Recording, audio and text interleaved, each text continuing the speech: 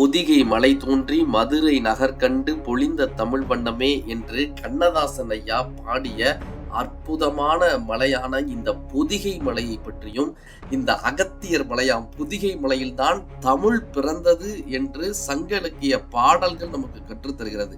பொறுப்பிலே பிறந்து தென்னன் புகழிலே கிடந்து சங்க திருப்பிலிருந்து வைகை ஏட்டில் தவழ்ந்த பேதை நெருப்பிலே நின்று கற்றோர் நினைவிலே நடந்தோர் என மறுப்பிலே பயின்ற பாவை மருங்கிலே வளருகின்றாள் என்று வில்லிபுத்திராழ்வார் பாடக்கூடிய அந்த பொருணை நதியாம் பொதிகை மலையாம் தமிழ் பிறந்த இடமாம் அந்த பொதிகை மலைக்கு நாம் சென்று வந்த இந்த தருணத்தை தான் இந்த காணொளியில் நாம் பார்க்க போகிறோம். இந்த பொதிகை மலையில் என்ன இருக்கிறது, மற்ற இடங்களுக்கும் இந்த அகத்தியர் மலைக்கும் உள்ள வித்தியாசம் என்ன, ஏன் அகத்தியரை காண வேண்டும், ஏன் பொதிகை மலைக்கு செல்ல வேண்டும், இதோ இந்த காணொளியில் முழுமையாக காண்போம்.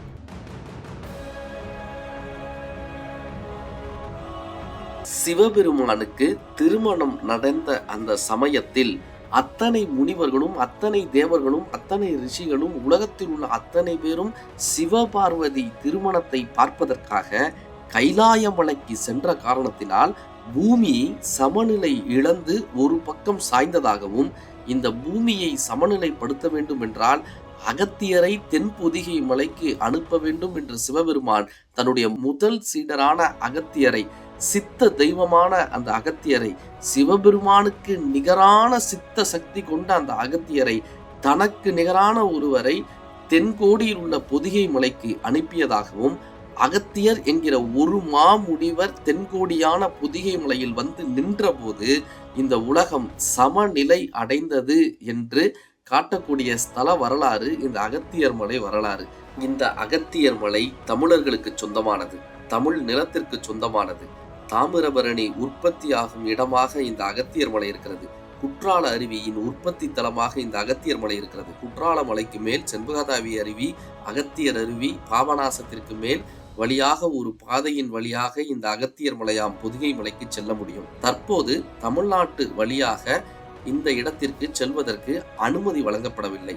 அதற்கு பதிலாக கேரள அரசு திருவனந்தபுரத்திலிருந்து போனக்காடு என்கிற இடத்திலிருந்து இந்த அகத்தியர் மலைக்கு செல்லக்கூடிய வழிவகைகளை ஏற்படுத்தி தருகிறார்கள். இந்த மலைக்கு செல்ல விரும்பினால் நீங்கள் கேரள அரசினுடைய இந்த இணையதளத்தில் முதலிலேயே உங்களுடைய பெயரையும் ஆதார் எண்ணையும் பதிவு செய்து கொள்ள வேண்டும். மருத்துவ சான்றிதழ், மலை ஏறுவதற்கான மருத்துவ சான்றிதழும் அந்த டிக்கெட்டினுடைய கன்ஃபர்மேஷன் லெட்டர், இந்த மூன்றும் இருந்தாலே நம்மை இந்த மலைக்கு அனுமதிக்கிறார்கள். 10 பேர் கொண்ட ஒரு குழுவிற்கு ஒரு கைடு. பிளாஸ்டிக் பொருட்கள் எதையும் இங்கு எடுத்து செல்வதற்கு அனுமதி இல்லை. முன்பணமாக 200 ரூபாய் பெற்றுக்கொண்டு அத்தனை பிளாஸ்டிக் கவர்களையும் நம்மிடமிருந்து பறிமுதல் செய்கிறார்கள். 3 நாட்கள் இந்த காட்டிற்குள் செல்லக்கூடிய இந்த பயணத்தில் நான் வெறுங்காலால் சென்ற அந்த தருணங்கள் காட்டிற்கும் எனக்குமான பந்தம் அதிகமாக இருந்தது. அங்கு அந்த வனத்துறை அதிகாரிகளினுடைய அந்த கேம்பில் தங்கியிருக்கிற தருணத்தில் கரடியை பார்க்க முடிந்தது. ஒரு கரடி இரவு நேரத்தில் வந்து நாங்கள் தங்கியிருக்கக்கூடிய இடத்தில் அற்புதமாக உணவருந்தி விட்டு சென்றது. இந்த அகத்தியர் மலை காட்டில் நீங்கள் மிகப்பெரிய நீர்வீழ்ச்சிகளை பார்க்கலாம், தெல்ல தெளிவான நீரை பருகலாம். உடலில் எத்தனை நோய்கள் இருந்தாலும் இந்த 3 நாள் அகத்தியர் மலையில் தங்கிவிட்டு திரும்பும் போது அத்தனை நோய்களும் குணமாகக்கூடிய அந்த அதிசயங்களை பார்க்கலாம். முதல் நாள் போனக்காடிலிருந்து கிளம்பி கிட்டத்தட்ட ஒரு 6 மணி நேரம் காட்டுக்குள் நடந்த பின்பு கேரள அரசால் வடிவமைக்கப்பட்ட, ஃபாரஸ்ட் டிபார்ட்மெண்ட் வடிவமைக்கப்பட்ட ஒரு கூடாரம் நமக்கு தரப்படும். அங்கு நாம் அற்புதமாக தங்கிக் கொள்ளலாம். உணவும் தேநீரும் அங்கு அற்புதமாக கிடைக்கிறது. கழிப்பறை வசதிகள் கொண்ட ஒரு தங்கும் இடமாக அந்த இடம் அமைந்திருக்கிறது. மறுநாள் காலை அங்கிருந்து நாம் தங்கிய இடத்திலிருந்து மீண்டும் ஒரு 6 மணி நேர நடைப்பயணத்திற்கு பின்பு அகத்தியர் இருக்கக்கூடிய அற்புதமான இடமான அந்த பொதிகை மலையினுடைய உச்சியை நாம் பார்க்கலாம். அங்கிருந்து இறங்கி 2ஆம் நாள் மீண்டும் அந்த தங்கும் இடத்தில் தங்கிவிட்டு மறுநாள் காலை அங்கிருந்து இறங்கினால் மீண்டும் போனக்காடிற்கு செல்லலாம். இப்படியான ஒரு 3 நாள் அற்புத பயணம்தான் இந்த அகத்தியர் மலை. இந்த காட்டில் எனக்கு கிடைத்த பிரம்மாண்டமான அனுபவம் என்பது இந்த காட்டினுடைய வித்தியாசமான ஒலிகள். ஒவ்வொரு இடங்களிலும் ஒவ்வொரு வகையான ஒலி எழுப்பப்படுகிறது. ஒரு கூட்டமாக மக்கள் வரும்போது சுவற்றுக்கோழி என்று அழைக்கக்கூடிய ஒரு பூச்சியினுடைய ஓசை தொடர்ந்து கேட்டு காட்டை எழுப்பக்கூடிய ஒரு ஓசையாக அந்த ஓசை அமைந்திருப்பது ஆச்சரியத்தகுந்ததாக இருக்கிறது. மரங்கள் பாறைகளாக மாறி இருக்கக்கூடிய ஃபாசில் வுட்ஸ் என்று சொல்லக்கூடிய மரங்கள் பாறைகளாக மாறி இருக்கக்கூடிய தடங்களை நீங்கள் பார்க்கலாம். யானையினுடைய சாணங்களை நாம் அதிகமாக போகும்போது யானையினுடைய காய்ந்த சாணங்களை பார்க்க முடிந்தது.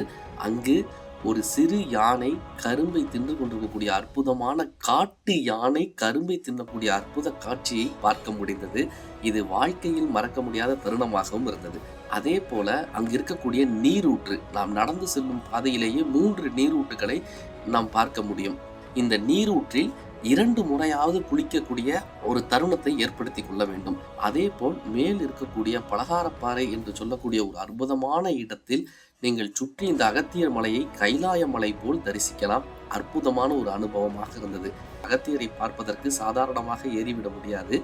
3 மலைகளில் நாம் கயிற்றை பிடித்து ஏறக்கூடிய ஒரு சவால் நிறைந்த ஒரு மலையாகத்தான் இருக்கிறது. இந்த கயிற்றை பிடித்து ஏற முடியாமல் திணறியவர்களும் இருக்கிறார்கள்.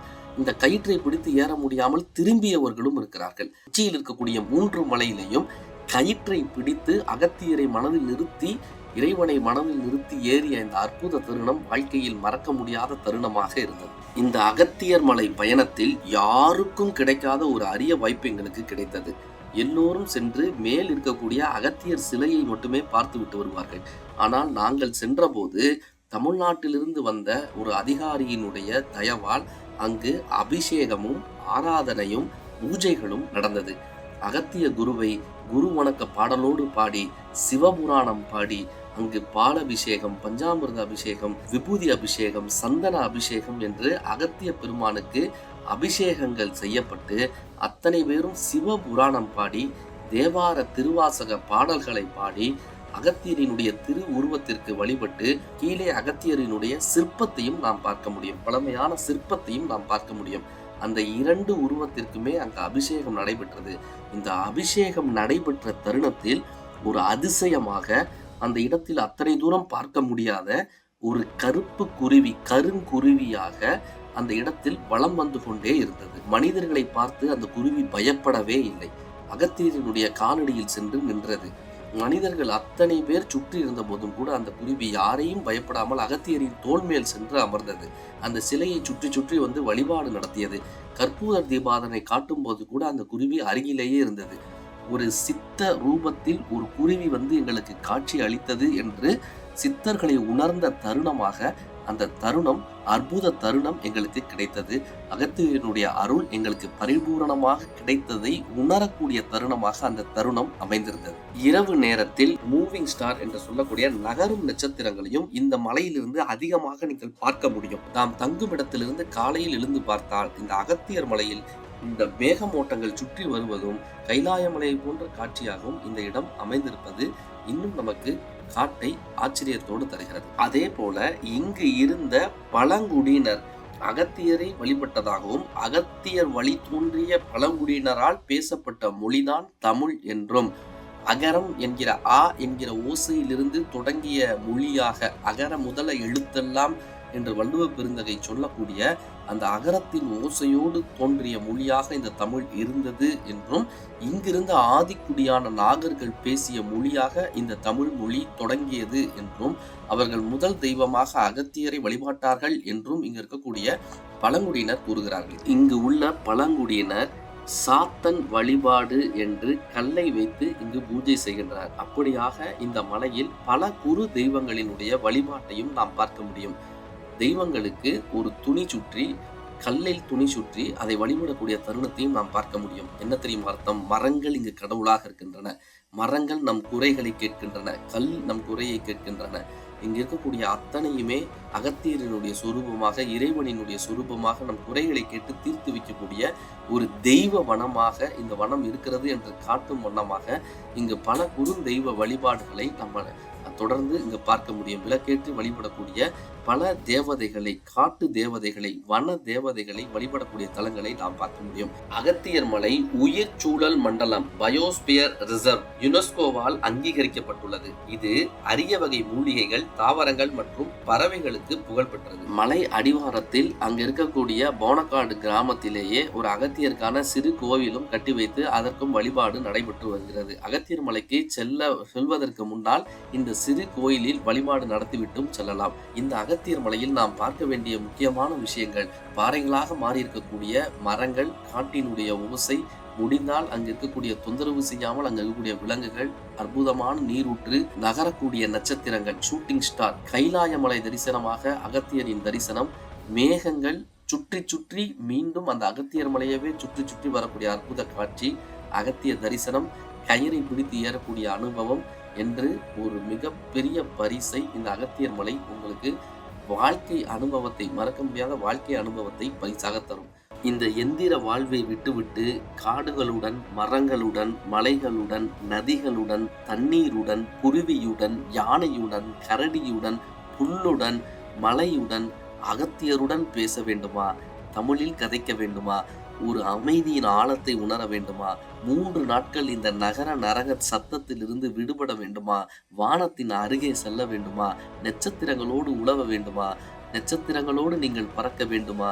இருளில் இணைய வேண்டுமா? இன்பத்தை உணர வேண்டுமா?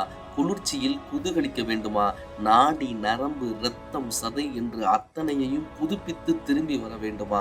இதோ உங்களுக்கான பரிசு இந்த அகத்தியர் மலை, உங்களுக்கான பரிசு இந்த பொதிகை மலை, உங்களுக்கான பரிசு இந்த பொதிகை காடுகள். ஒரு முறை ஏனும் நீங்கள் தமிழ் பிறந்த இடமான இந்த அகத்தியர் மலைக்கு சென்று வர வேண்டும். உங்கள் உடலின் ஆரோக்கியத்தை உலகிற்கு சொல்ல வேண்டும். வாழ்த்துக்கள், வாழ்த்துக்கள். வாழ்க அகத்தியர் நாமம், வாழ்க இறைவன் நாமம், வாழ்க இயற்கை, வாழ்க. எங்களுக்கும் இப்படி தமிழ் பேச்சாளராக மாற வேண்டும், எங்களுக்கும் இது போன்ற தமிழ் கதைகளை தெரிந்து கொள்ள வேண்டும், நானும் மேடையில் பயிற்சி பெற்ற ஒரு பேச்சாளராக பேச வேண்டும் என்று நீங்கள் நினைத்தால், தமிழை முழுமையாக கற்க வேண்டும் என்று நினைத்தால், எங்கள் ஈதல் தமிழ் என்ற இணையதள தமிழ் வகுப்பில் நீங்களும் பங்கேற்கலாம். நீங்களும் இணையதள தமிழ் வகுப்பில் சேரலாம். இந்த வகுப்பில் எப்படி சேருவது என்ற கேள்விக்கு, இந்த வகுப்பில் என்னவெல்லாம் இருக்கிறது என்ற கேள்விக்கு கீழே உள்ள இந்த தொலைபேசி எண்ணை நீங்கள் தொடர்பு கொள்ளலாம்.